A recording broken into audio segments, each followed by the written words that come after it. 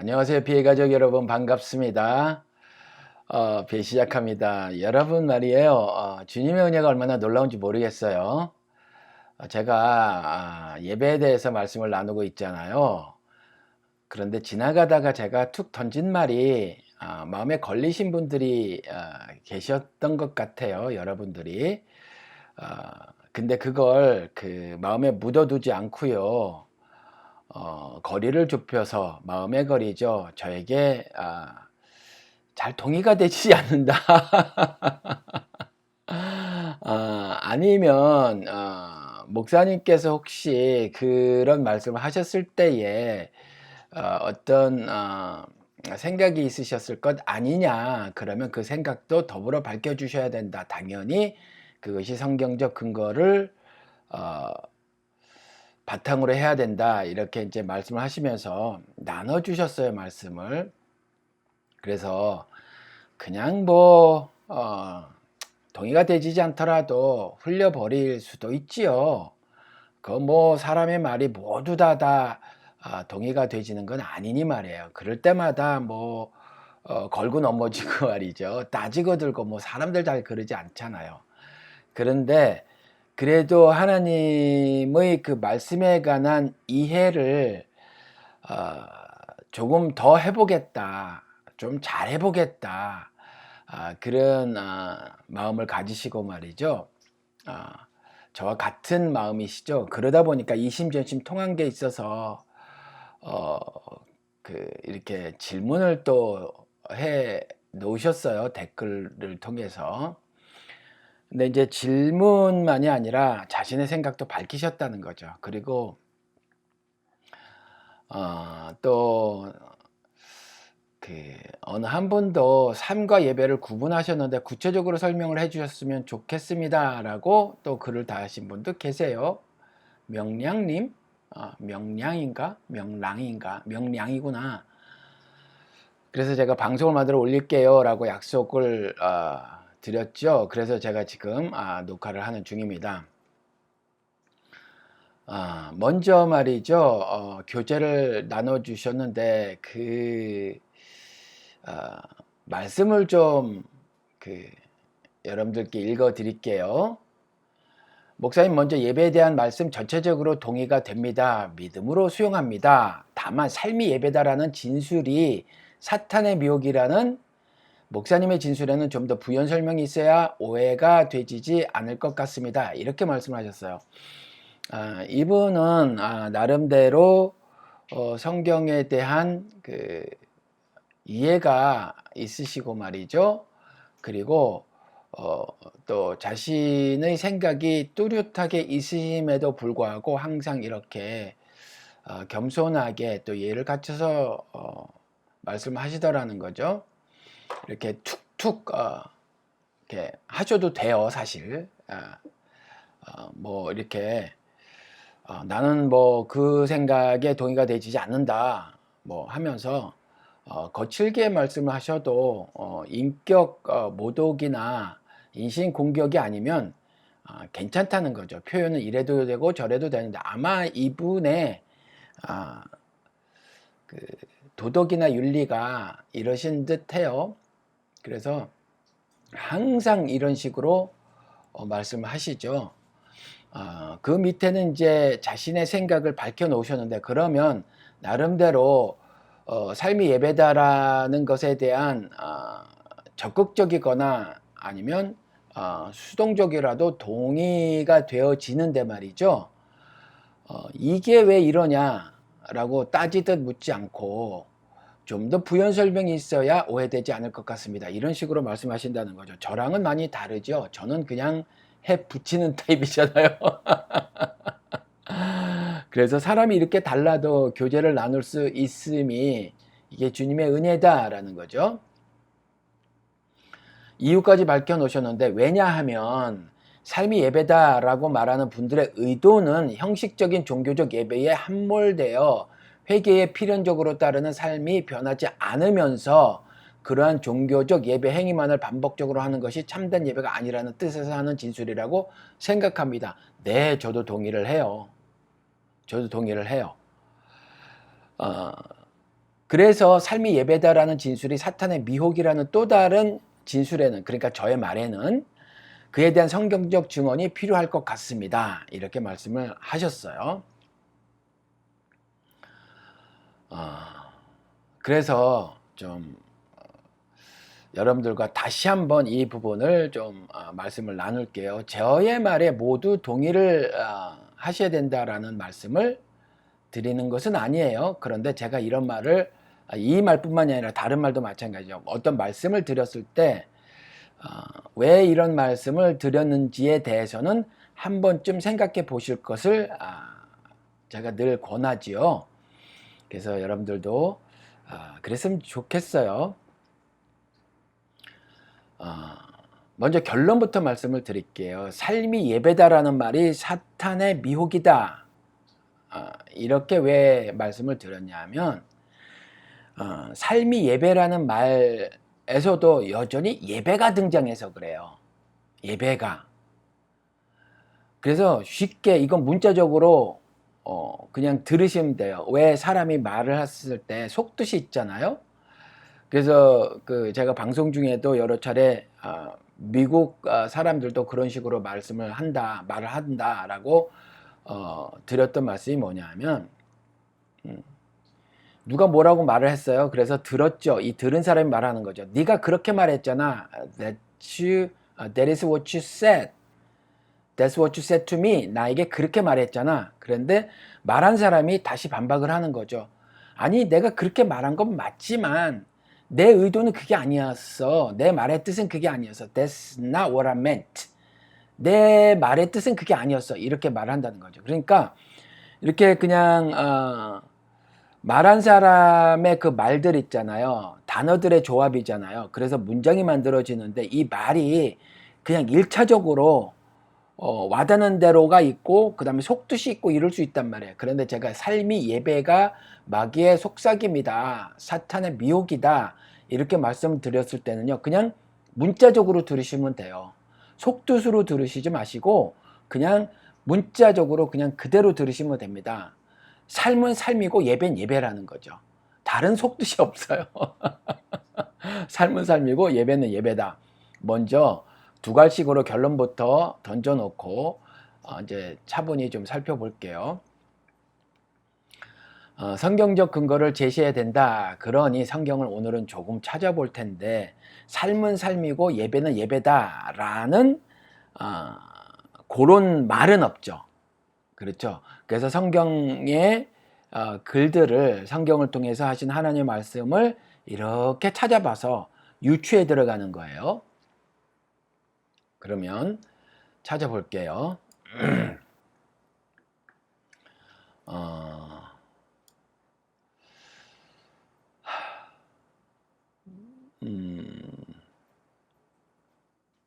말씀드린 것처럼 삶이 예배다라고 말씀을 하시는 분들은 신자가 신자다운 삶을 살아야 된다 이런 생각 때문에 이런 말씀을 하셨는데, 그렇다고 해서 삶이 예배라는 말이 문제가 없을까? 먼저 이렇게 질문을 던져보는 거예요. 그렇죠? 결론을 제가 말씀을 이미 드렸지만 문제가 없는 것일까?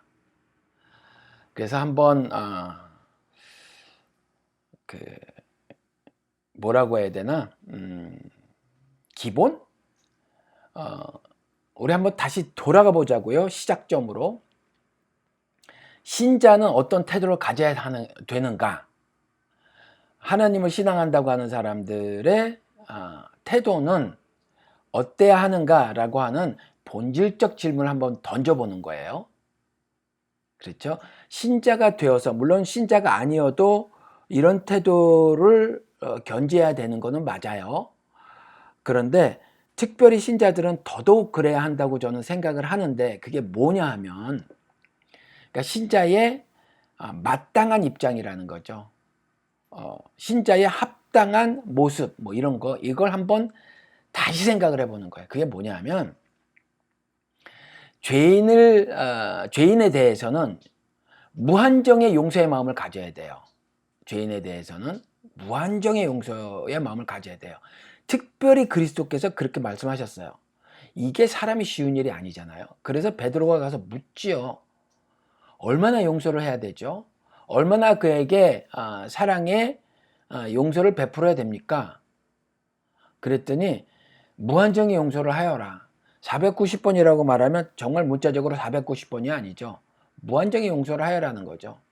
죽을 때까지 용서를 하고 용서를 하라는 거예요. 그 가족도 내 가족도 나는 용서의 마음을 끝까지 품으라는 거죠. 그렇죠. 77에 49. 무한정의 용서의 마음을 가져야 돼요. 죄인에 대해서는. 그래서 제가 니느웨 12만 말씀을 드렸잖아요. 그리고 유대인들은 절대로 관통하지 않았던 사마리아 지역을 관통해서 예수님은 왔다 갔다 하셨잖아요. 그렇잖아요. 뭐 갈릴리 지방으로 남쪽에 계시다가 발음이 왜 그래? 갈릴리 지방으로 가실 일이 있으면 유대인들이 이렇게 삥 돌아갔단 말이에요. 그런데 이렇게 사마리아 지역이 거기가 이제 가자지구 뭐 그런 데잖아요. 요즘으로 치면 거기를 그냥 이렇게 지나가셨단 말이에요. 근처도 안 갔어요. 유대인들은 더러워질까봐. 근데 예수님은 지나가셨단 말이죠. 그렇죠. 더 나가서 우물가에서 사마리아 여인과 대화도 나누시잖아요. 물 한 모금 달라고 하시면서 그러면서 참 목이 마르지 않는 물이 있다. 이게 생명수라는 것이 있다라고 하면서 그렇게도 또 말씀을 나누죠. 복음을 전하신단 말이에요. 그러니까 이런 것들을 통해서 보면 무한정의 용서를 해야죠. 죄인에 관해서는. 그게 누구가 됐든. 박정희도 용서를 해줘야 되잖아요. 죽고 났으니 할 수 없지만. 김일성이든 히틀러든 세상에서는 단죄만 하지만 그리스도인들은 측은지심을 품을 줄 알아야 한다는 거죠. 그렇죠. 그러니까 죄인에 관해서는, 죄인을 향해서는 무한정의 용서의 마음을 품어야 한다는 거예요.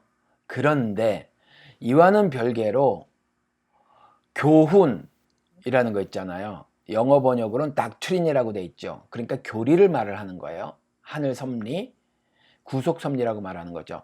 이 교훈에 관해서는 바른 이해를 해야 하고요. 바른 이해에 따른 진술을 해야만 하겠죠. 그래야만 하는 거예요. 이 부분을 개신교인들이 혼란스러워하는 것 같아요.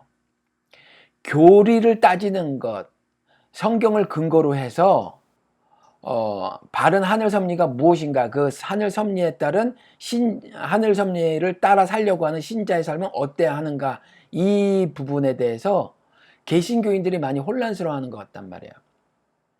그게 유대인들도 그랬어요. 유대인들도.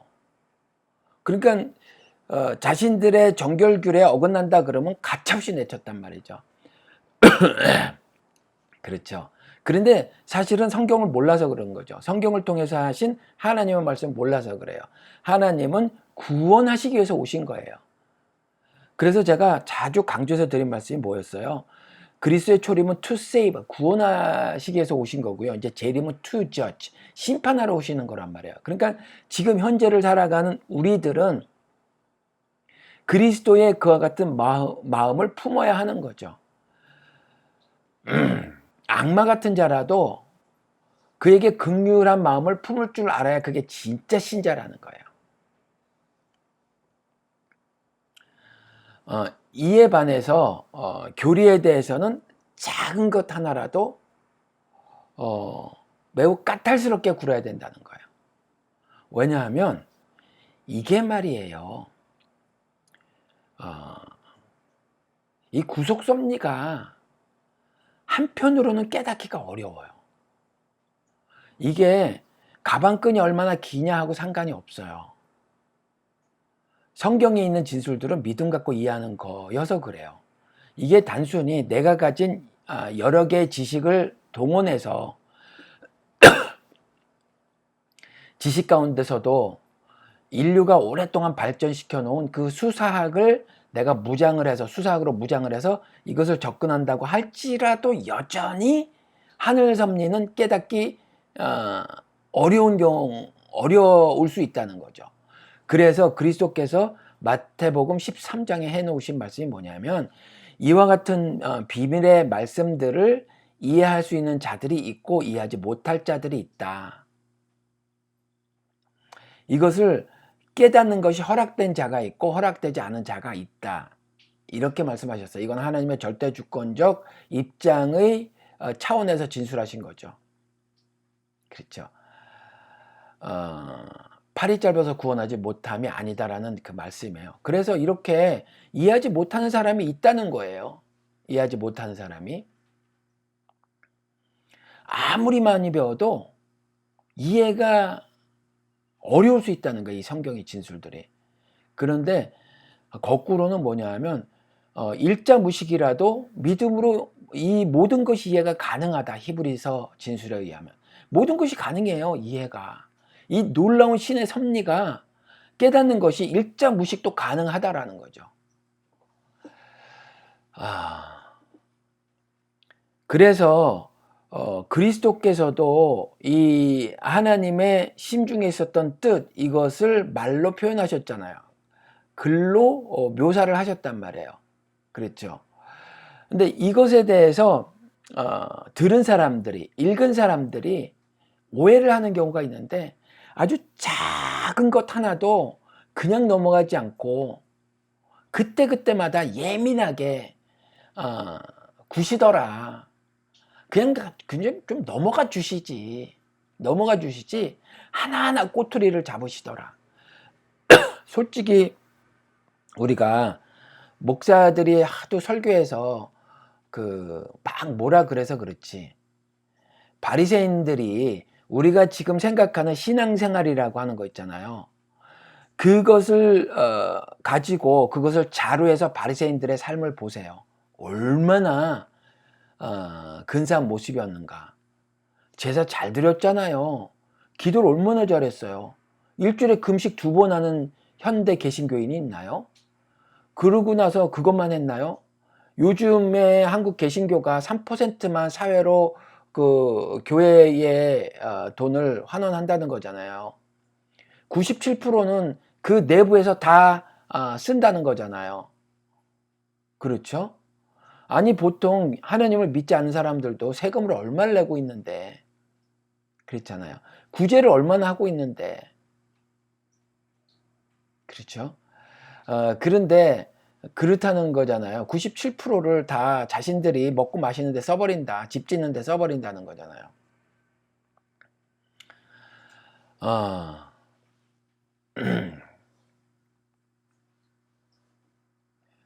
다 우리 엊그저께 살펴본 바대로 나의 만족을 위해서 그렇게 쓰는 거죠.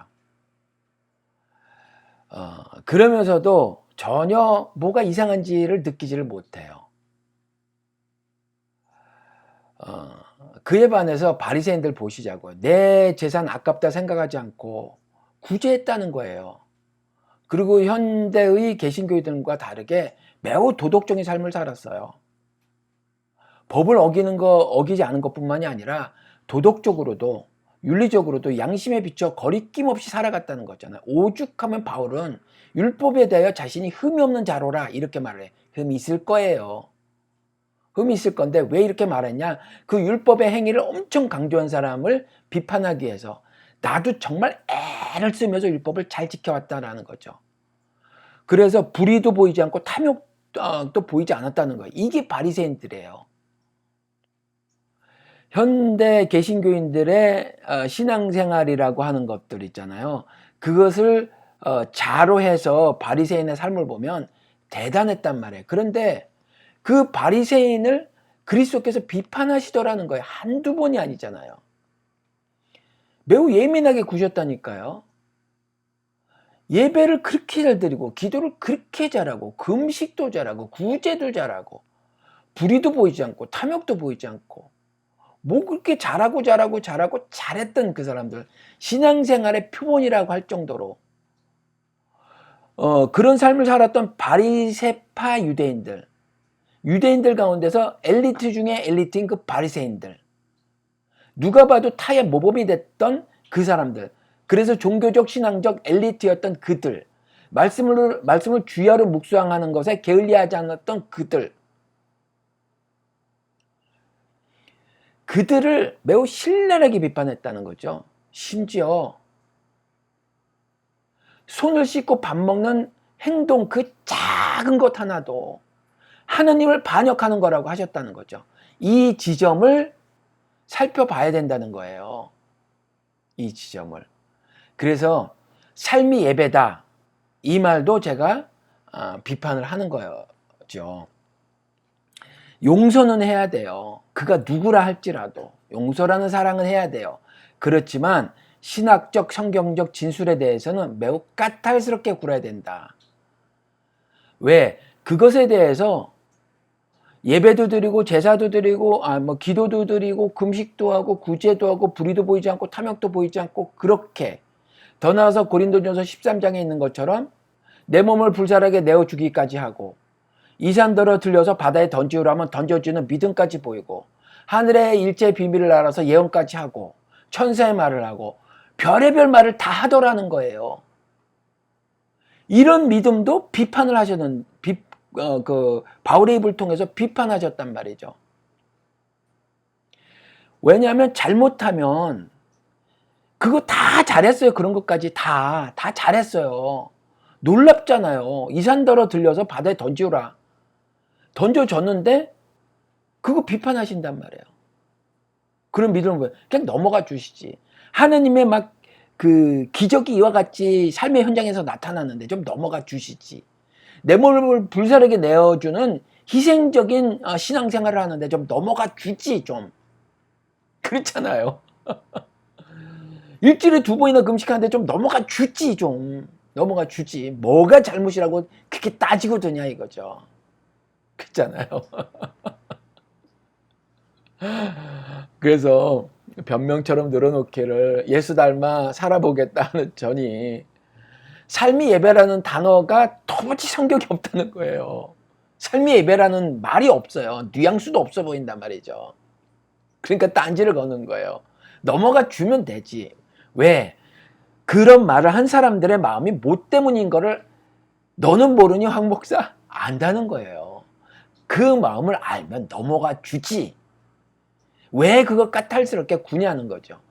왜 그러냐면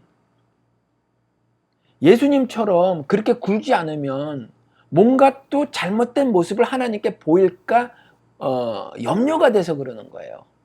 결론, 처음에 제가 말씀을 드린 것처럼 우리가 일상을 살잖아요. 매일의 삶을 살잖아요. 매일의 삶을 사는데 여기에 또 예배 중심주의가 얼마나 지금 큰 문제를 야기시켰는데 여기에 예배를 찰떡하고 또 지남철처럼 붙여버리니까,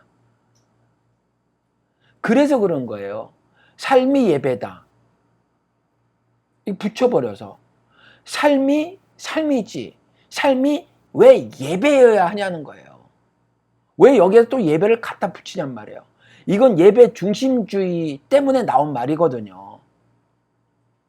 예배에 신자의 삶의 모두를 담아서 말을 하기 때문에 그래요. 삶은 삶이라고 얘기하면 되지. 삶을 왜 예배라고 말하냔 말이에요. 이거 비판하는 거예요. 여전히 이 말은 예배 중심주의자들의 입에서 나온 말이어서 그런 거예요.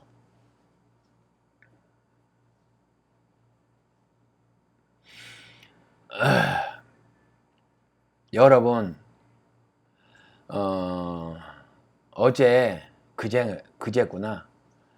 제가 녹화를 해서 막 올렸잖아요. 하나는 좀 길고 그 뒤에 짧은 것들 두루룩 올렸어요. 이거 한 번에 다 만든 건데 일하러 갔다 와서 또 2개 나중에 올리고 올렸단 말이에요. 그런데 그때 이제 말씀을 드렸죠. 포로로 잡혀갔는데 금식을 했어요. 1년에 2번. 이것을 하나님이 나를 위한 것이더냐. 이런 종교활동도 너희들의 정신적 만족을 위한 것이 아니었더냐. 너희들의 만족을 위해서가 아니었느냐. 먹고 마시는 것도 너희들의 만족을 위한 것이 아니야. 먹고 마시는 건 우리가 지금 아침, 점심, 저녁으로 먹는 걸 말하는 게 아니죠. 하나님 앞에 나와서 먹고 마시는 절개 삶을 사는 것 같이 그런 하나님의 선택된 백성들이 하는 행동을 말을 하는 거였단 말이에요. 먹고 마시는 것이라는 것을 메타포로 하는 거죠. 나름대로 절개 삶을 사는 것. 근데 그것이 너를 위한 것이 아니었더냐. 너를 위한 것이 아니었더냐. 너의 만족을 위한 것이 아니었더냐. 이렇게 비판을 하셨단 말이에요. 그렇죠.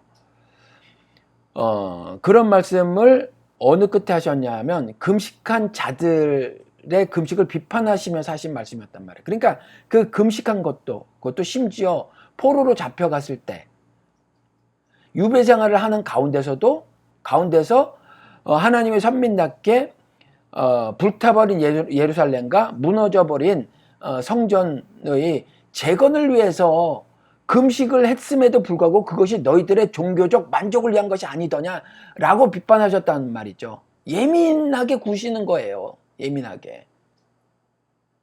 그렇죠.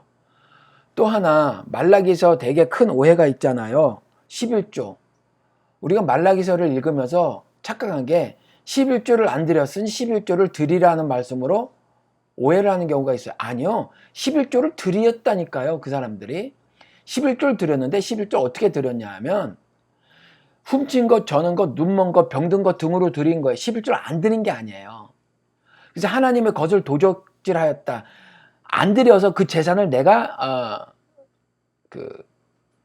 가졌다. 그런 의미가 아니에요. 11조를 안 드리면서. 그래서 하나님의 것을 도적질하지 말라. 이렇게 말하는 목사들이나 거기에 아멘하는 사람들은 좀 제발 스스로 읽어봤으면 좋겠어요. 11조를 안 드린 게 아니라니까. 드렸어요. 그런데 드렸던 그 마음이 훔친 것을 드렸을 때 마음이 오죽하겠어요. 저는 것, 병든 것 이런 거로 드렸을 때, 눈먼 것으로 드렸을 때 재물은 정갈해야 되는 거잖아요. 그렇잖아요. 그래야 되는데 그런 마음으로 드려야 하는데 그렇지 않았잖아요. 그러니까 내 상을 더럽히는 도다라고 말씀을 하셨잖아요. 11절 드렸어요. 드렸는데 하나님의 상을 더럽혔다는 거예요. 그렇죠. 11절 드렸어요. 그럼 좀 받으시면 되지. 나름 쇠가 빠지게 뭐 일했는데 현대 생활을 하면서 어떻게 뭐 그렇게 완벽하게 무슨 뭐 하나님의 말씀을 다 성취해내며 살아갈 수 있어요. 적당히 세금도 좀 속이고 그러는 거지. 사업하는 사람들, 자영업자들. 어떻게 그 세금을 다 내고 살아요? 좀 그러고 사는 거지. 그러고 나서 뭐 좀 11조 한다고 한다는들. 그렇잖아요. 뭐 이런 데에 뭐 박 회장이 무슨 기도실 뭐 휴게실 뭐 없애고 개신교인답게 막 기도실 만들고 차가 빠지게 이제 그 노동자들이 일해서 뭐 수익을 창출했단 말이에요. 그리고 거기서 했는지 안 했는지 모르지만 10조 탁 떼어서 갖다 냈으면 그건 믿음으로 보고 좀 받아주시면 얼마나 좋아요. 누구야? 하용조 목사 맞나? 아니지. 옥하는 목사인가? 왔다 갔다 하네. 아무튼 그런 목사들처럼 좀 받아주면 얼마나 좋아요. 하느님은 훔친 것, 병든 것 뭐 그렇잖아요. 눈먼 거 뭐 이런 거로 드리면 안 된다는 거예요. 더러운 마음으로 드리면 안 된다는 거죠. 노동자들의 휴게실을 없애버리는 그런 악한 마음을 가지고 노동자들을 뺑뺑이 돌리고 세금도 뭐 한국 기업인들 뭐 다 포탈하고 사니까 장사하는 사람들 뻔할 뻔이라는 거죠.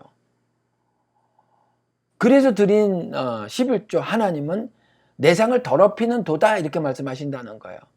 그래서 제가 교인들 얼마 안 됐을 때 제가 차라리 교회의 건물세를 낼 망정에 세금 속인 돈 가지고는 헌금 가져오지 마세요. 일불도 가져오지 마세요.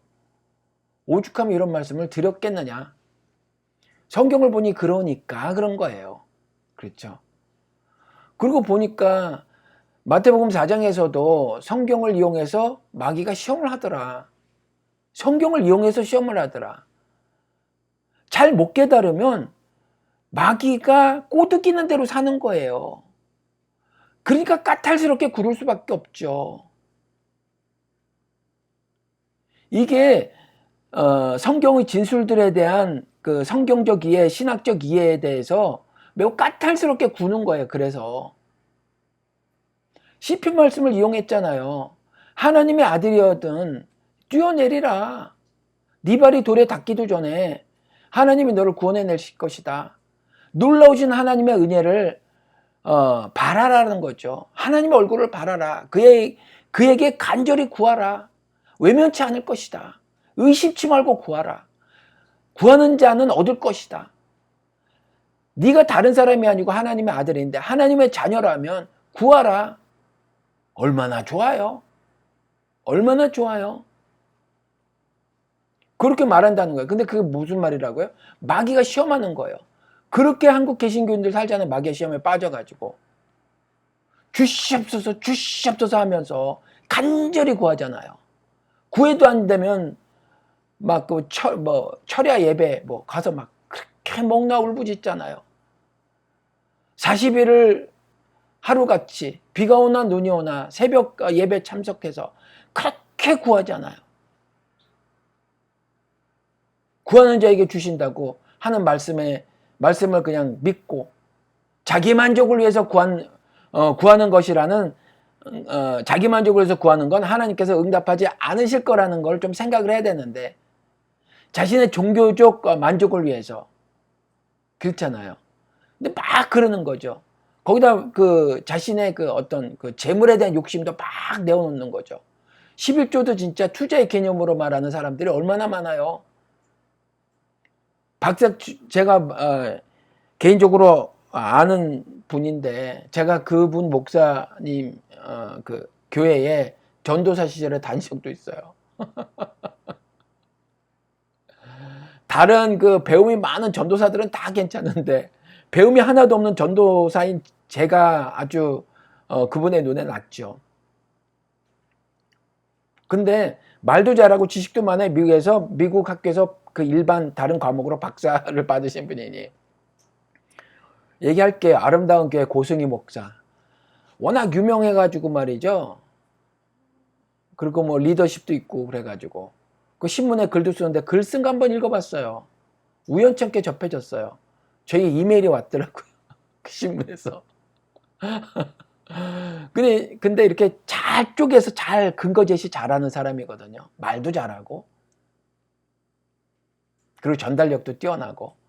근데 그 헌금을 말을 하면서 특별히 11조를 말하면서 투자의 성격이 있음을 말을 하더라고요. 내 창고에 가득 차나 보라는 거죠. 가득 차지 않나. 이렇게 말하는 사람도 있다는 거예요. 이렇게. 그렇죠. 얼마나 답답할 노릇입니까? 거기에 아멘하는 거죠.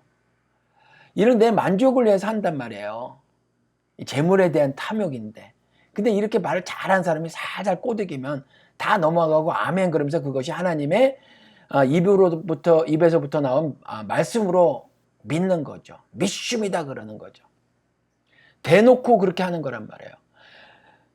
깨닫지 못하니까 까탈스럽게 굴지 않으니까 예민하게 살펴보지 않으니까 의심을 가지고 따지고 들어보지 않으니까 11조가 투자의 개념이라고 말해도 아멘 그러는 거예요. 배울 만큼 배운 그 사람들이. 그렇죠. 성경을 이용해서 마귀도 시험하다라는 거예요. 성경을 이용해서. 그 밖에도 이혼에 관해서도 그리스도가 다시 말씀하셨죠. 니들 마음이 완악해서 그런 거지. 이혼에 관해서 말씀하셨을 때에 그 말의 앞뒤를 좀 살펴봐. 왜 그러셨는지.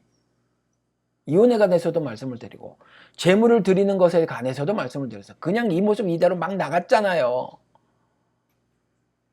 이 모습 이대로. 대표적인 예가 뭐예요? 가인. 문 앞에 엎드려진 죄를 다스려야 되는데 안 다스렸잖아요. 문 앞에 엎드려졌다는 문학적인 그 표현은 뭐예요? 우리 일상생활에 늘 죄를 맞닥뜨리고 살잖아요. 그게 문 앞에 엎드려진 죄 이렇게 표현한 거잖아요. 그걸 다스려야 되는데 안 다스리고 이 모습 이대로 내가 거둔 그 곡식을 가지고 곡식을 제물로 해서 제사를 드렸단 말이야. 안 받아주시잖아요. 안 받아주시잖아요. 그러니까 그 제사에 대한 개념을 좀 분명히 하는 거예요. 분명히 처음부터. 기도도 마찬가지고 구제도 마찬가지고 뭐 다 마찬가지라는 거죠. 안식일 계명도 마찬가지예요. 안식일 계명도 얼마나 잘못하고 있었어요.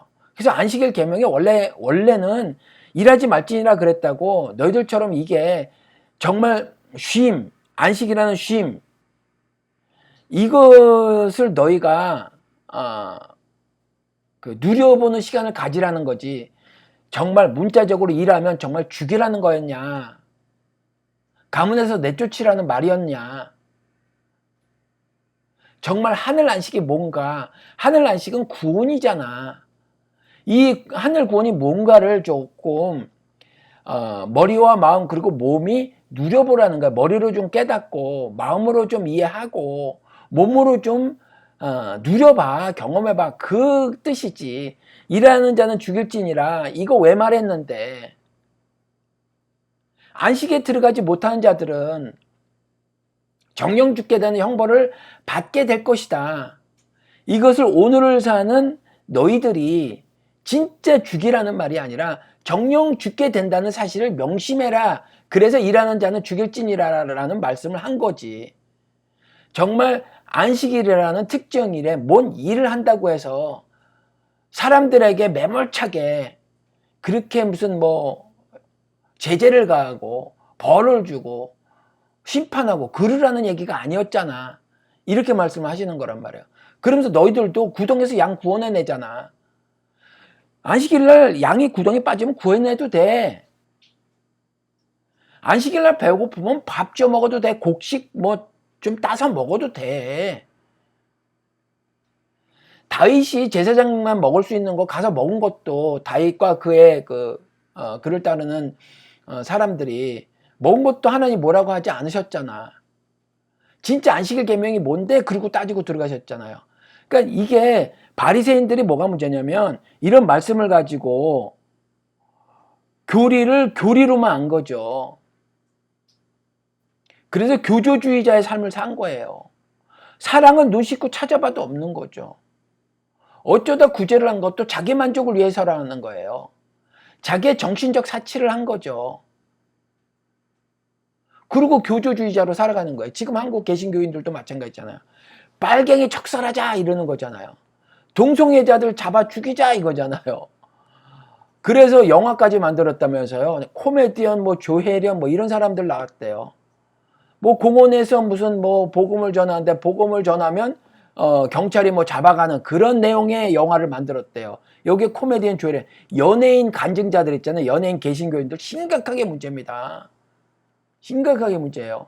유명하니까 어디 가면 청중 동원력 있고 이 사람들이 뭐 정말 모두 그렇진 않지만 되먹지 않은 그 간증을 막 한단 말이에요.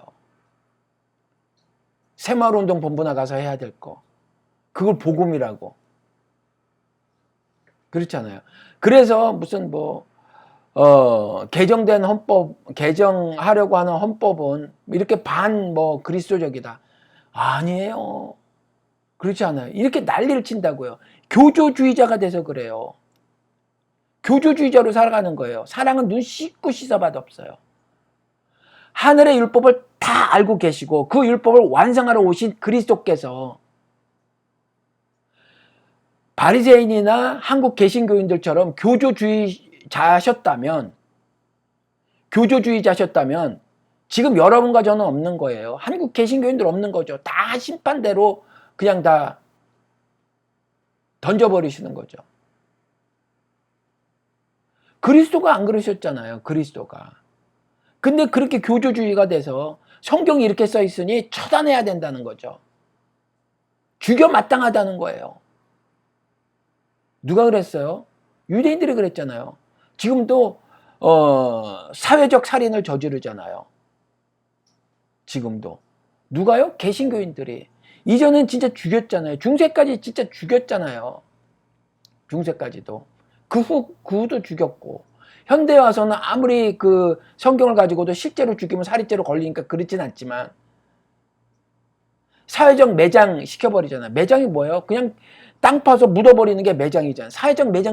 사회적으로 매장시키려고 그냥 눈에 불을 켜고 달겨들잖아요. 그 진짜 돌을 쳐서 죽이지 못하더라도 사회적 돌팔매질을 하잖아요. 그렇게.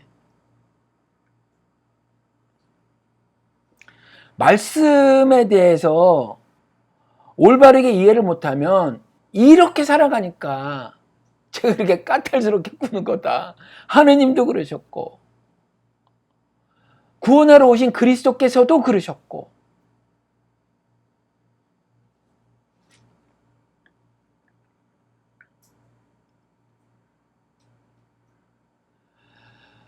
바울을 통해서 뭐라고 또 말씀하셨죠? 가만히 스며들어온 거짓 형제가 있대요. 가만히 스며들었대. 몰래 스며들어왔다는 거죠. 거짓 형제가 있대요. 가만히 스며들어온 거짓 형제가 신천지로 십수만을 끌고 갔죠. 모두 다 교회에 다녔던 사람들이에요. 똑같대요. 가만히 스며들어온 거짓 형제가 사람을 정말 최상의 반열에, 최고 높은 반열에 올려놓는 그런 일들을 한국 개신교에서 벌이잖아요. 교황 뺨치잖아요. 조영기의 위치는, 오정현의 위치는 교황 뺨치잖아요. 김홍도나 김사만 이런 자들의 위치는 교황의 높이잖아요. 그렇잖아요. 가만히 스며들어온 거짓 형제에 다 속고 있는 거죠. 하나님 앞에서 너나 따로 신분적 차이가 없어요. 근데 그렇게 만들어놨잖아요. 아무튼 이런 모든 것들이 하나님의 의가 아니라 자신의 의를 드러내는 것이라고 로마서를 통해서 하느님이 비판하시잖아요. 뭔가 열심히 한다는 거잖아요. 열심히. 굉장히 열심히 하잖아요. 근데 그게 자신의 의를 드러내는 거래요. 가차없으시죠? 이 말씀에. 삶의 예배라는 말에도 그게 담겨져 있다는 거예요. 그게 자신의 의를 드러내고자 하는 거죠. 그래서 삶이 예배라는 말에 대해서도 꼼꼼하게 살펴보는 거예요. 말씀드린 것처럼 비판 이유는 여전히 예배로 귀속되는 신자의 삶을 유도하는 것이 되기 때문에 그래요. 삶은 삶이라고 그래야지 삶이 예배라고 하면 신자의 삶을 예배로 귀속시켜 버린단 말이에요. 예배는 신자의 삶의 한 부분이라고 말하는 것이 바른 진술이에요. 예배는 신자의 삶의 한 부분이에요. 이렇게 말하는 게 옳지 삶이 예배다 이렇게 말하는 건 버벌라이징, 진술에 문제가 있어요. 이것에 대해서 까탈스럽게 굴지 않으면 그냥 이렇게 뭐 어떤 사람은 그렇지 않을 수도 있지만 어떤 사람은 이런 말에 걸려 넘어진단 말이에요. 그래서 까탈스럽게 구는 거예요.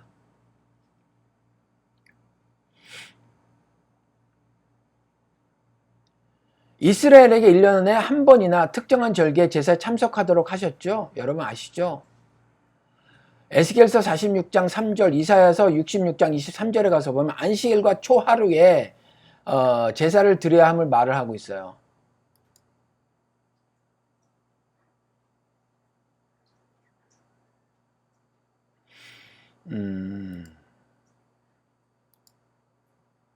제가 안 찾았군요. 찾았는데 없애버렸나 봐요. 에스겔서 하나만 가서 볼게요. 이사야서에도 있어요. 에스겔서 46장 3절. 이 땅 백성도 안식일과 초하루에 이 문 입구에서 나 여호와 앞에 예배할 것이며. 그렇죠. 안식일과 초하루. 이제 이건 뭐 초하루는 first moon이 되겠죠. 그렇죠. 이건 음력으로 만들어진 날이죠. 그러니까 안식일과 초하루에 여호와 앞에 예배할 것이며 어떤 특정일에 이렇게 하게 하셨다는 거죠. 그러니까 예배를 따로 이렇게 놓고 말씀하셨어요. 이사야서도 똑같은 말을 해요. 안식일과 초하루에 예배 드리는 거. 그러니까 일반적으로 그렇게 1년 365일 삶을 살고요. 안식일에 나와서 예배 드리라. 굳이 따로 이렇게 말을 했다는 거예요. 그렇죠? 그리고 사무엘상 가서 볼게요. 사무엘상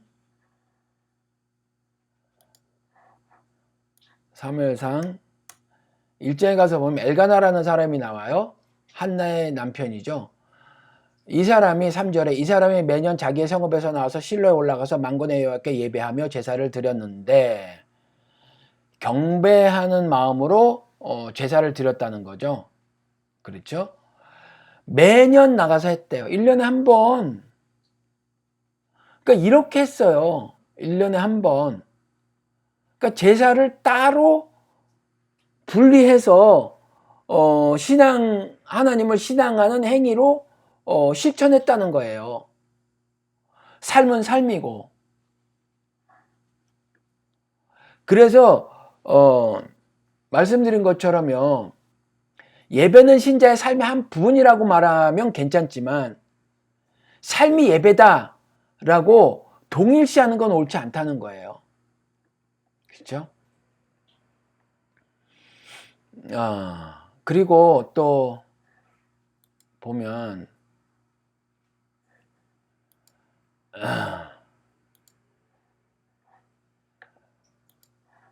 그 출애굽기 가서 볼까요?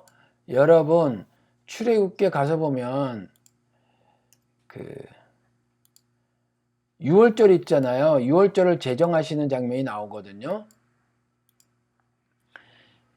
제가 1절서부터 14절까지 읽어드릴게요. 주님께서 이집트 땅에서 모세와 아론에게 말씀하셨다. 너희는 이 달을 한 해 첫째 달로 삼아서 한 해를 시작하는 달로 하여라.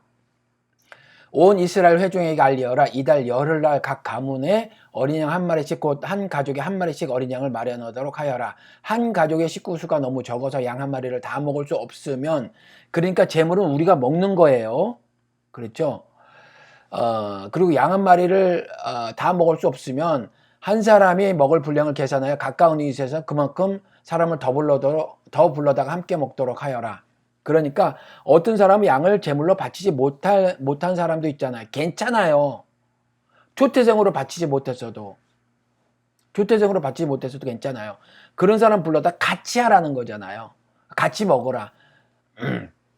함께 먹도록 하여라. 너희가 마련할 짐승은 흠이 없는 일련된 수컷으로 하되 양이나 염소 가운데서 골라라. 너희는 그것을 이달 열 나흔날까지 두었다가 해질 무렵에 모든 이스라엘 회중이 모여서 잡도록 하여라. 그리고 그 피는 받아다가 잡은 양을 먹을 집에 좌우 문설주와 상 임방에 발라야 한다. 그날 밤에 그 고기를 먹어야 하는데 고기는 불에 구워서 누룩을 넣지 않은 빵과 쓴나물을 곁들여 먹어야 한다. 너희는 고기를 결코 날로 먹거나 물에 삶아서 먹어서는 안 된다. 머리와 다리와 내장 할 것 없이 모두 불에 구워서 먹어야 한다. 그리고 너희는 그 어느 것도 다음날 아침까지 남겨두어서는 안 된다. 아침까지 남은 것이 있으면 불에 태워 버려야 한다. 이런 구절을 가지고 하나님 그리스도께서 제자들의 기도를 가르쳐 주셨죠. 일용할 양식을 구하라. 하나님을 향한 절대적 신뢰를 일상의 삶에서 보이고 살아라. 먹고 사는 문제까지 다 주의 뜻에 달려있다. 주님의 손에 달려있다라는 것을 신앙으로 고백하며 살라는 말씀이죠. 그래서 다음날 것을 남겨두지 말라는 거예요. 만나도 마찬가지였죠. 썩어가는 거예요. 그래서 데일리 브레드, 일용할 양식을 구하는 거죠. 그리고 나의 삶의 모두를 주님께 맡기고 사는 거란 말이에요. 그래서 아침까지 남은 것이 있으면 불에 태워버려야 한다. 그리고 너희가 그것을 먹을 때는 이렇게 하여라. 허리에 띠를 띠고 발에 신을 신고 손에 지팡이를 들고 서둘러서 먹어라. 6월절은 주 앞에서 이렇게 지켜야 한다. 그렇죠. 그리고 그날 밤에 내가 이집트 땅을 지나가면서 사람이든지 짐승이든지 이집트 땅에 있는 처음 난 것을 모두 치겠다. 그리고 이집트의 모든 신을 벌하겠다. 나는 주다. 문틀에 피를 발랐으면 그것은 너희가 살고 있는 집의 표적이니 내가 이집트 땅을 칠 때 문설주에 피를 바른 집은 그 피를 보고 내가 너희를 치지 않고 넘어갈 터이니 너희는 재앙을 피하여 살아남을 것이다. 이날은 너희가 기념해야 할 날이니 너희는 이날을 주 앞에서 지키는 절기로 삼아서 영원한 규례로 대대로 지켜야 한다. 이렇게 말했어요. 특정한 날을 이렇게 말씀하시고 그 날을 규례로 대대로 지키라.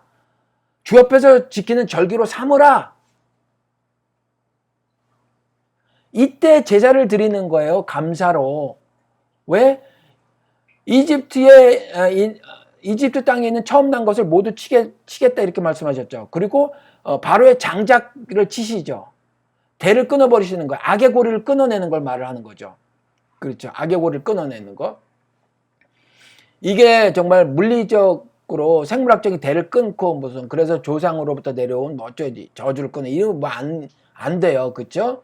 이건 죄를 끊어내시겠다라는 말이에요. 삶에서. 그렇죠. 이집트 땅을 지나면서 사람이든지 짐승이든지 이집트 땅에 있는 첨단 것을 모두 치겠다. 그리고 이집트의 모든 신을 벌하겠다. 나는 주다.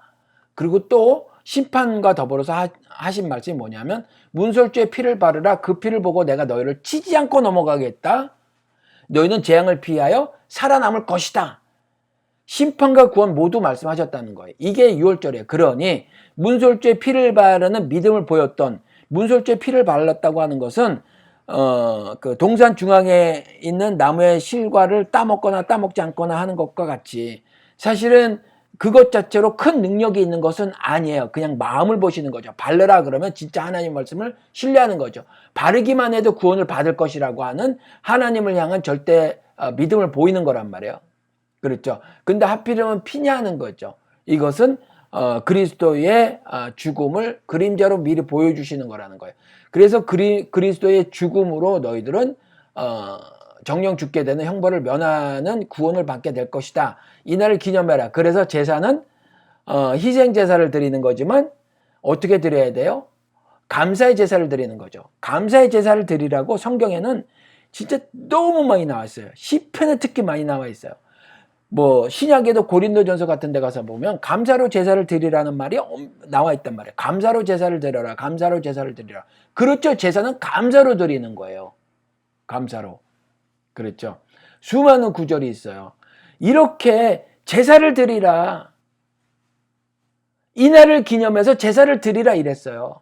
삶이 제사가 아니라 제사를 이렇게 드리라. 특별히 이렇게 형태를 갖춰서 드리라. 일상의 모든 삶이 제사가 아니라 이러저러한 모습으로 이러한 저러한 절차를 만들어서 형태를 만들어서 제사를 드리라.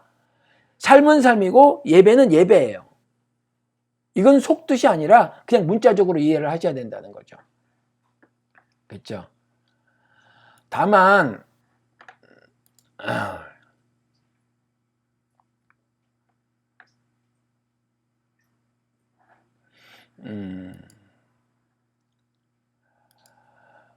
말씀드린 것처럼 일상의 삶의 모두를 주님께 고백하는 차원으로 예배를 말할 수도 있어요. 그러니까 이 출애굽기를 통해서 6월절 감사 제사를 봐서도 이전의 삶의 모두를 담아서 주님께 감사 제사를 드리는 거잖아요. 그러니까 일상을 살면서 그 사는 동안에 주님의 은혜로 살아왔던 것들을 다 긁어 모아서 주님께 감사 제사를 드릴 수는 있어요. 그렇다고 해서 삶이 제사는 아니라는 거죠. 삶이 제사라고 하면 쓰러지고 넘어질 사람들이 뭐예요? 쓰러지고 넘어질 사람들이 결국은 그 삶 가운데서 뭐를 떠올려요? 예배를 또 떠올리잖아요. 예배가 아니라 그냥 삶을 그냥 살면 되는 거예요. 삶을. 그렇잖아요. 그래서 보면 사도행전 24장에 가서 보면 사도행전 24장 11절에 바울이 말하는 건데요. 내가 예루살렘에 예배하러 올라가지 열 이틀밖에 되지 않았다는 것은 총독님께서도 아실 수 있습니다. 왜 굳이 이걸 총독에게 말했나? 사람들이 바울을 고발해서 그렇거든요. 근데 내가 예배하러 올라간 지 열이틀밖에 되지 않았어요. 그 열이틀 동안에 내가 뭐 그렇게 뭐 범죄를 저질렀으면 저질렀겠습니까? 근데 열이틀 동안에 뭐 여타의 뭐 도둑질이라든가 무슨 그 밖에 다른 범죄들은 저지를 수 있겠죠. 근데 열이틀밖에 되지 않았을 때 저지를 수 없는 범죄가 있다는 거죠. 뭐냐 하면 다른 사람들을 미혹해서 속이는 거. 이거는 쉽지 않다는 거죠. 열이틀 만에 내가 어떻게 저 사람의 마음을 훔칠 수가 있겠는가. 저 사람들이 이미 하고 있는 종교생활이 거짓이라고 말해서 뭐 이렇게 어떻게 할 수가 있겠는가. 이 이야기예요. 왜 그러냐면 1절에 보니까 대제사장 아나니아가 몇몇 장로와 몇몇 장로와 더둘로라는 변호사와 함께 내려와서 총독에게 바울을 고소하였다. 고소한 거예요. 고소했는데 뭘 고소했냐 하면 우리는 지금 잘 먹고 잘 살고 있다는 거죠. 신앙생활 잘하고 있다는 거예요. 총독님의 은혜로. 그래서 2절에 총독님의 덕분으로 크게 평안을 누리고 있습니다. 그리고 그 각하의 성견 지명의 덕택으로 이 나라는 개혁을 많이 이룰 수 있었습니다. 막 사회도 좋아지고 여러 가지로 뭐 괜찮고 살고 있다는 거죠. 괜찮게. 그렇다는 거예요. 이것이 사실은 감사를 드리는 삶이어서 그 감사를 늘 하며 살고 있습니다. 3절에. 그러면서 총독에게 이렇게 아부를 하면서 총독님, 우리가 지금 고발을 좀 해야 될 일인데 고발을 들어주시기 바랍니다. 여기 바울이라는 자가 있는데 이 자가 어떤 자냐? 말씀을 드릴게요. 연병 같은 자다. 연병 같은 자래요. NIV에서는 트러블 메이커라는 젊은 친구들 노래가 있죠. 그렇죠. 말썽장이라는 거죠. 근데 NIV에서는 연병 같은 자요. 그 다음에 유대 사람들에게 소란을 일으키는 자요. 나사렛 도댕의 우두머리다. 성전을 더럽히고 성전을 더럽히려고 하고 있으므로 우리가 그를 붙잡았다는 거죠. 그래서 그를 신문해 주시기 바랍니다. 그러면 우리가 고발하는 것이 뭐 때문에 고발하는지를 다 알 수 있으실 겁니다. 이렇게 말을 해요. 그랬더니 막 유대 사람들이 다 모여가지고 이 고발하는 사람들이 말이 옳습니다. 그러고 그냥 우르르 떼같이 몰려가가지고 총독 앞에서 바울을 다 고발하는 거예요. 그렇죠. 그래서 총독이 바울에게 변론의 기회를 줘요. 밀란이 날까 두려워서 변론을 하게 하는 거죠. 그때 바울이 대답을 하는 거예요. 그때 내가 올라간 지 열흘밖에 되지 않았는데 내가 뭘 그렇게 이런 일까지 저지를 수 있었겠습니까? 아니라는 거죠. 그렇죠. 그들은 내 죄를 고발은 했지만 증거를 제시할 수는 없습니다. 바울이 이렇게 말을 해요. 그러면서도 14절에 보니까 나 바울이 내가 그들이 이단이라고 하는 어떤 그 도를 따라 우리 조상의 하나님을 섬기고 율법과 예언서에 기록되어 있는 모든 것을 믿고 있습니다. 이걸 총독님께 고백을 합니다. 나는 하나님께 소망을 두고 있습니다. 근데 사실은 나를 고발한 이 사람들도 하나님께 소망을 두고 있고 그 소망이 이루어지길 고대하고 있습니다. 그건 뭐냐 하면 의로운 사람들과 불의한 사람들이 의로운 사람과 불의한 사람들이 모두 나중에 부활할 겁니다. 부활이 장차 있을 겁니다. 그래서 나도 하나님과 사람들 앞에서 거리낌 없는 양심을 가지려고 애를 쓰고 있습니다. 그래서 내 동족들에게 구제금을 전달하고 하나님께 제물을 바치고 여러 해 만에 고국에 돌아와서 지금 이렇게 예루살렘에 예배하러 올라온 겁니다. 이렇게 말해요. 자, 보세요. 여러 해 동안 바울은 자기가 복음 전도자로서의 삶을 살았어요.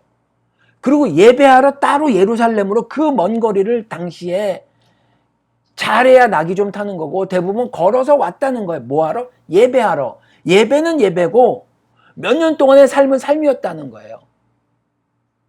예배는 그냥 예배. 몇 년에 한 번 드린 거예요, 그냥.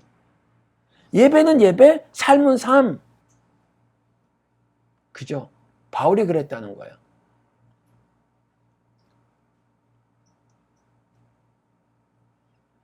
감사한 마음으로 아까 그 6월절 감사 제사 있잖아요. 감사한 마음으로 드린 것도요.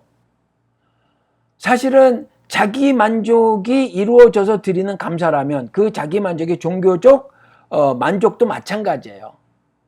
거기에 내가 희생을 감수하고 제사를 드린다고 할지라도 그것이 자기 신의 종교적 만족이라면 그것은 문제가 되기 때문에 그 유월절 감사 제사를 드린 유대인들을 요한복음 2장에서는 그리스도가 다 들러엎었단 말이죠. 삶이 따라주지 않았던 거예요. 제사를 드리기 위해서는 온갖 희생을 다 감수했단 말이에요. 먼 거리에서 그 제물을 끌고 온 사람도 있으니까. 소를. 그렇죠.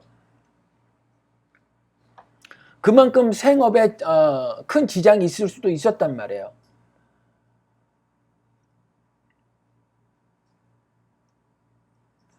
그러니까 제사는 제사인데 그 제사도 정말 잘해야 된다는 거죠.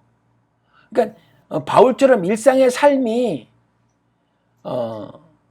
그 하나님을 위한 것이 되어져야 한다는 거죠. 하나님을 위한 것이. 그렇죠. 그래서 바울처럼 살다가 그 제사는 구원의 감사한 마음으로 드리는 거란 말이에요. 그렇죠? 우리가 지나친 예배에 대한 강박은 좀 깨야 합니다. 지나친 예배에 대한 강박은. 이전에 말이에요. 그 피 그러면 모두 답이 되던 시절이 있었어요. 그냥 피만 말하면 다 답이 돼요. 피. 근데 제가 그래서 이것도 굳이 예민하게 굴어서 성경에 분명히 피를 답으로 제시한 게 많이 있단 말이에요. 근데 제가 이걸 억지로 이것도 까탈스럽게 굴어서 그때 피는 죽음을 말한 거지 피라는 빨간 액체를 말한 것이 아닙니다. 피로 씻겨진다 이게 말이 정말 빨간 액체를 말하는 게 아니다. 죽음을 말하는 것이다. 굳이 제가 왜 그랬어요?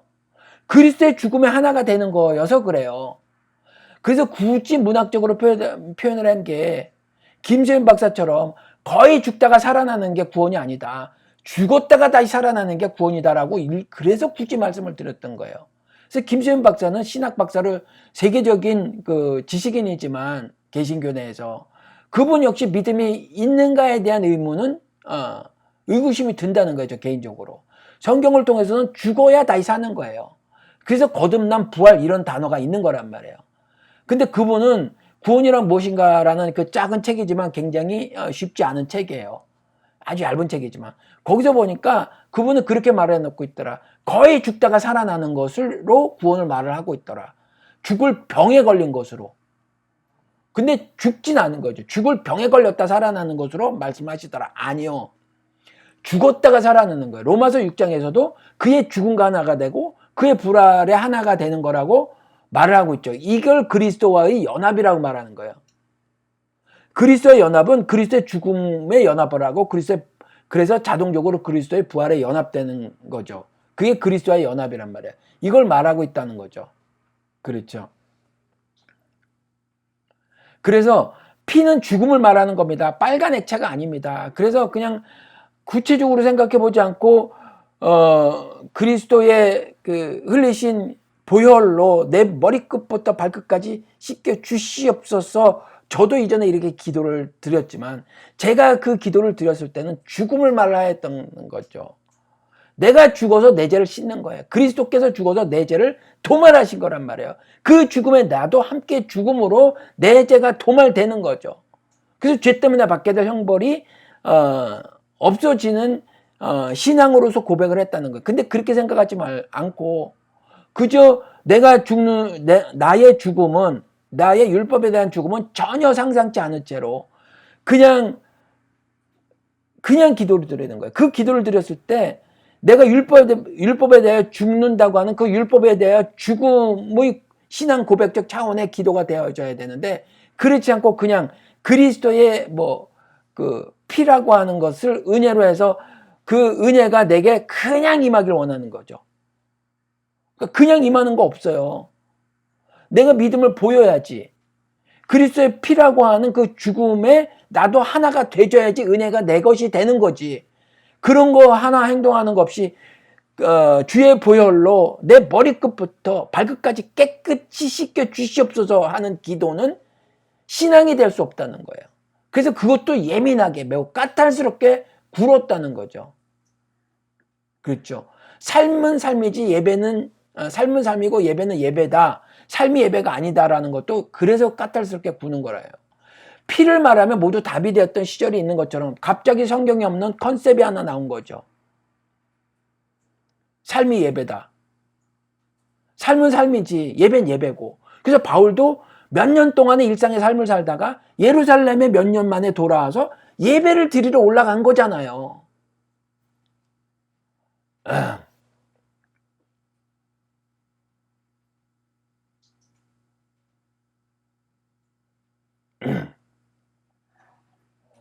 히브리서 11장을 읽으면서 말씀을 마치도록 할게요.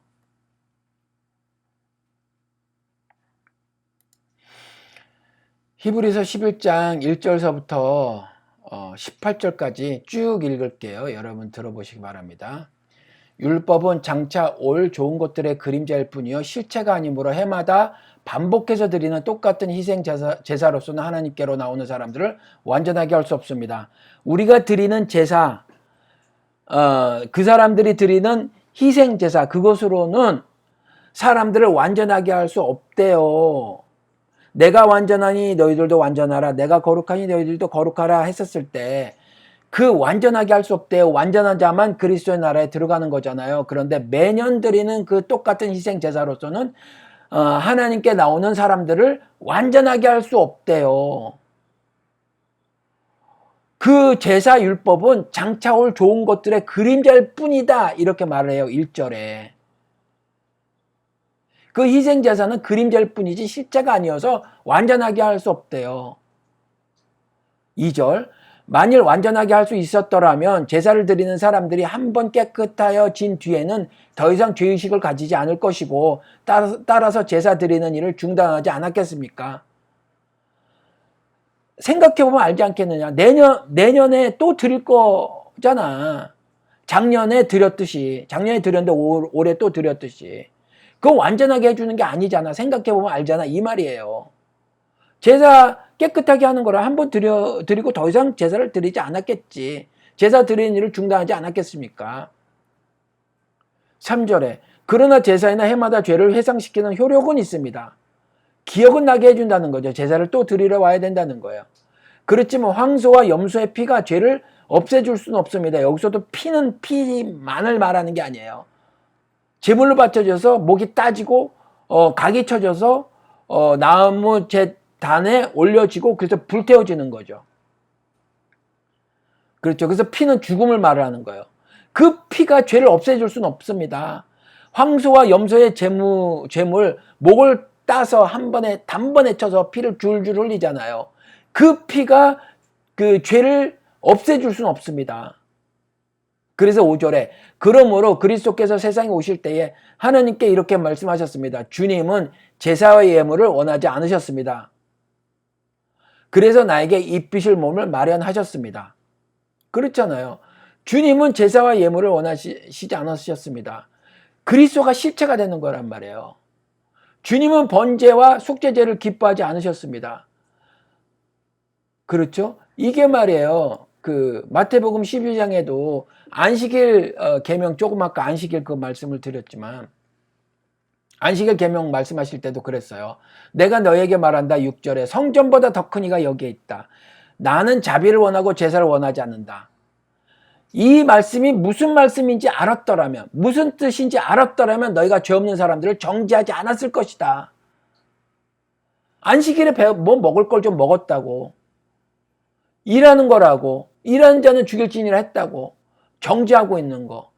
안식일 계명이 계명 자체를 위해서 있는 게 아니라 사람을 위해서 있는 거라는 거예요. 그렇잖아요. 배고프면 당연히 먹어야지. 경작해야지. 주일 예배 이런 거 말고 주일날 일을 해야 한다면, 주일이라는 일요일날 일을 해야 된다면 출근해야 되는 거죠. 왜 빠져야 되는데요? 그렇죠? 옛날에 그런 사람들 많이 있었어요. 꼭 일요일날 일을 해야 되면 목사들이 맨날 그랬어요.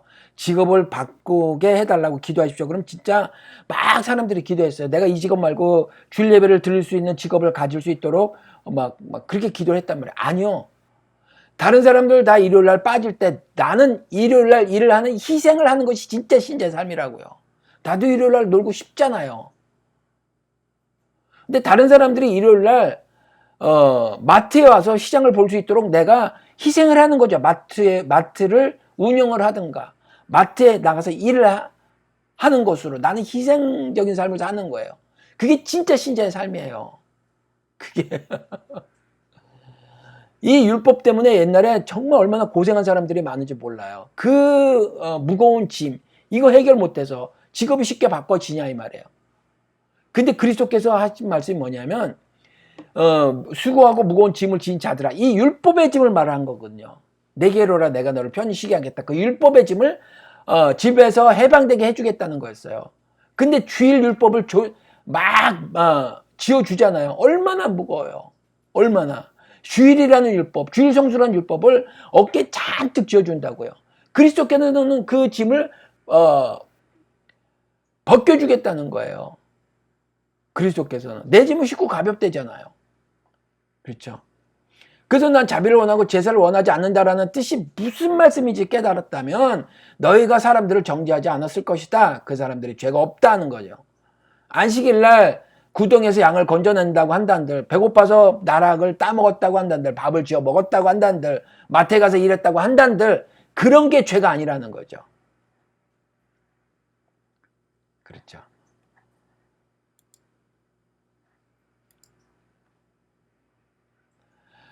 주님은 번제와 속죄제를 기뻐하지 않으셨습니다. 그래서 내가 말했습니다. 보십시오, 하나님, 나를 두고 성경에 기록되어 있는 대로 난 주님의 뜻을 행하러 왔습니다. 우에서 그리스도께서 주님은 제사와 예물과 번제와 속죄제를 원하지도 기뻐하지도 않으셨습니다 하고 말씀하셨습니다. 이런 것들은 율법을 따라 드리는 것입니다. 그 다음에 말씀하시기를 보십시오, 난 주님의 뜻을 행하러 왔습니다 하셨습니다. 그리스도께서는 두 번째 것을 세우시려고 첫 번째 것을 폐하셨습니다. 폐하셨대요. 이전에 황소를 가지고 드리는 제사를 폐하셨대요. 폐하셨대요. 그리스도께서 이제 두 번째 것, 즉 자신이 속죄 제사를 드리는 것, 이것을 세우시려고 첫 번째 황소를 제물로 가져온 그 짐승 제사를 폐하셨대요. 폐하셨어요. 그렇죠? 그리고 10절에 그 뜻을 따라 예수 그리스도께서 자기 몸을 단번에 들이심으로써 우리는 거룩하게 되었습니다. 보세요. 두 번째 것이 그리스도가 드리신 속죄 제사지. 자기 몸을 단번에 드렸다잖아요. 그렇죠. 그 은혜로 우리가 거룩하게 되었다는 겁니다. 그리고 이어서 11절에 모든 제사장은 날마다 제단에 서서 직무를 수행하면서 똑같은 제사를 거듭드리지만 그러한 제사가 죄를 없앨 수는 없습니다. 그러나 그리스도께서는 죄를 사하시려고 단 한 번의 영원히 유효한 제사를 드리신 뒤에 하나님 오른편에 앉으셨습니다. 그리고서는 그는 그의 원수들이 그의 발 아래에 굴복할 때까지 기다리고 계십니다. 그는 거룩하게 된 사람들을 단 한 번의 희생제사로 영원히 완전하게 하셨습니다. 그리고 성령도 우리에게 증언하여 주십니다. 먼저 이렇게 말씀하셨습니다. 주님께서 말씀하신다. 그날 이후에 내가 그들에게 세워줄 언약은 이것이다. 나는 내 율법을 그들의 마음에 박아주고 그들의 생각에 새겨주겠다. 또 나는 그들의 죄와 불법을 더 이상 기억하지 않겠다.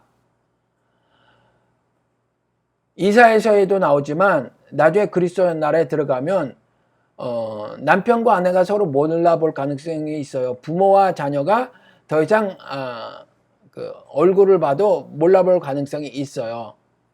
그럴 것 같아요, 저는. 왜냐하면 알아보면 심각하겠죠. 좋은 기억만 있는 것이 아니므로. 부모라고 할지라도 내게 잘못한 것이 있잖아요. 부부간에도 그렇고. 그 죄와 불법이 기억이 날 거 아니에요. 근데 하나님은 그들의 이사야서에도 나오고 다른 데도 나오지만 죄와 불법을 기억하지 않으시겠다. 호세아서에도 나오고 기억하지 않으신대요. 그러니까 기억하지 못할 거예요. 우리가 그 나라에 들어가서는 우리도 기억하지 못할 거예요. 하나님이 기억하지 않으시겠다고 하셨지만 우리도 기억하지 못할 것이라는 진술이 있으니 우리도 기억하지 못할 거예요. 그러므로 형제자매 여러분, 우리는 예수의 피를 힘입어서, 여기서도 피는 피가 아니라 죽음이죠. 죽음을 힘입어서 담대하게 지성소에 들어가게 되었습니다. 이렇게 돼 있어요. 그러니까 죄와 불법이 용서되었으니 죄를 사하는 제사가 더 이상 필요 없습니다. 어찌 보면 우리는 이제 더 이상 제사가 필요 없어요. 하나님은 자비를 원하고 제사를 원하지 않으세요. 그런데 그러면 바울은 왜 제사를 드리러 갔느냐는 거죠. 이제 더 이상 우리가 드리는 날마다 드리는 이와 같은 제사, 주일이라고 하는 일요일날 드리는 제사, 수요일날 드리는 제사, 금요일날 드리는 제사, 새벽마다 드리는 제사라고 하는 그 예배 즉 경배의 마음으로 드리는 그 제사, 감사 제사, 이 제사를 원하시지 않으신대요. 그냥 사는 걸 말하시지. 그런데 사는데 바울처럼 제사를 왜 드려야 돼요? 왜 드리나요? 우리가 왜 드리냐 하면 그 삶을 담아서 주님께 고백해야 된단 말이에요. 첫째, 주님 너무 감사합니다. 이렇게 살 수 있게 된 것이. 그래서 이전에는 제물을 가지고 갔지만 이제 내 몸을 하나님이 기뻐하시는 제물로 드리는 거예요. 그리고 살다가 보니 내가 언제나 완전하고 언제나 거룩했던 것만은 아니어서 주님께 나가는 거죠.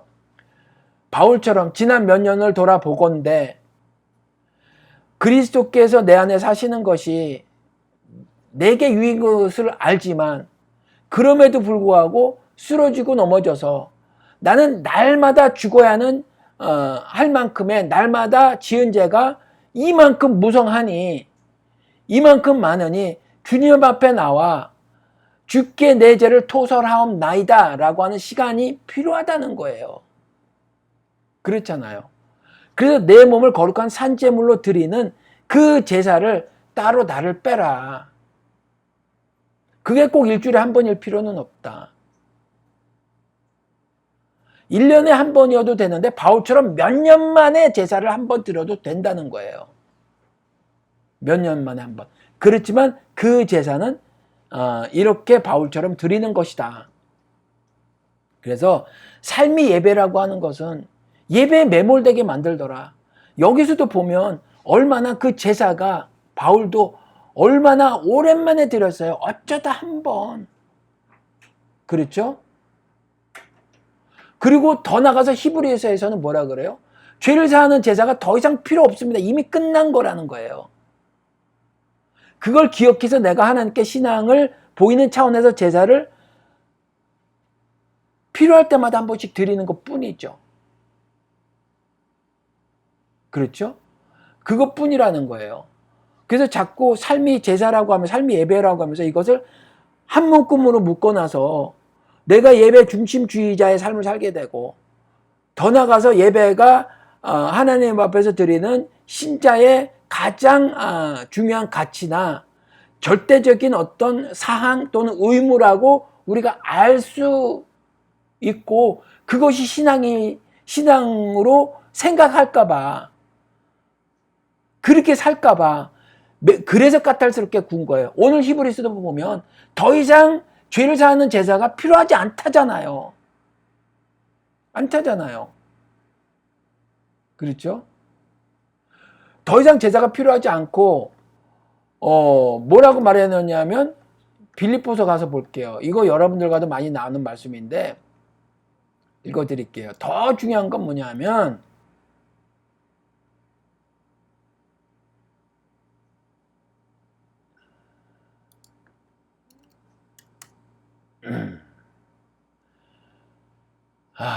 빌립보서 2장 12절 사랑하는 여러분 만약에 여러분들이 예수 그리스도는 주님이시라고 고백하며 하나님 아버지께 영광을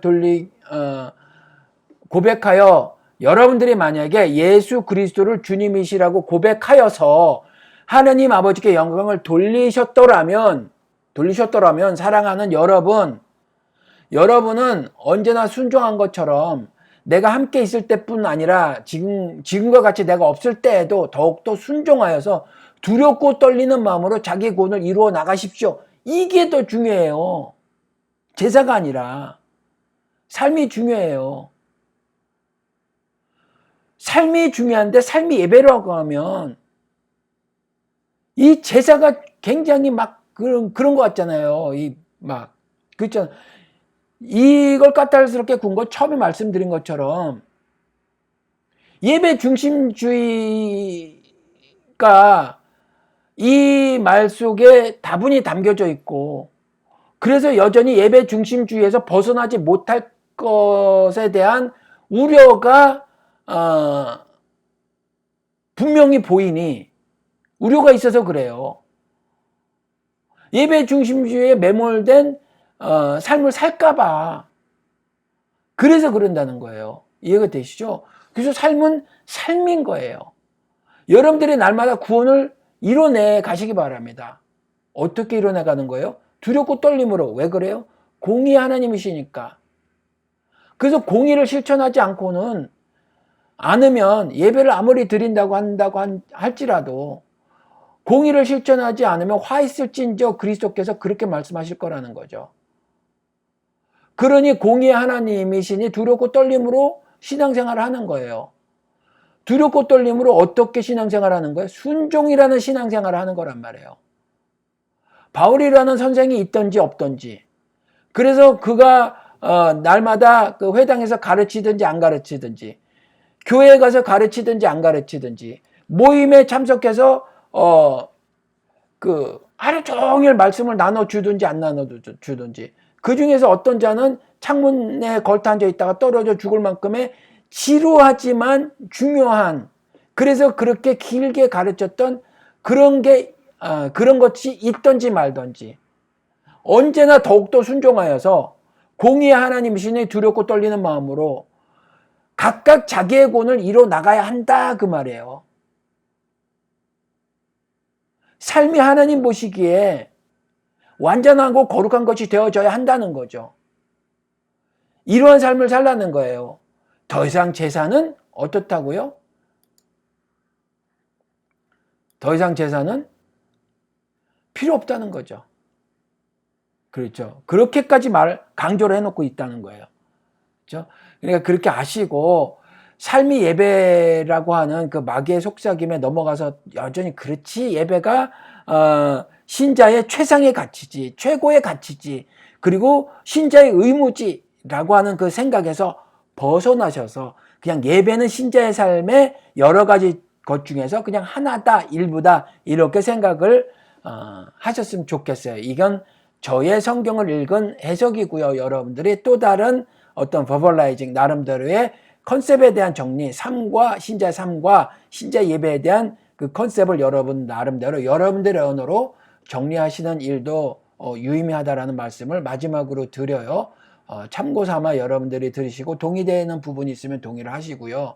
또 걸러낼 거 있으면 여러분들이 스스로 걸러내셔서 하나님 앞에서 언제나 바울과 같이 아름다운 모습을 살아내시기 바랍니다. 바울의 삶이 아름다웠던 건 뭐냐면 모세처럼 그 온유함이 승해서 그래요. 하나님 앞에 고집 부리지 않고 하나님의 말씀으로 자기를 비추어 자기가 믿음 안에 있는지 믿음 바깥에 있는지를 날마다 살펴보았기 때문에 아름답다는 겁니다.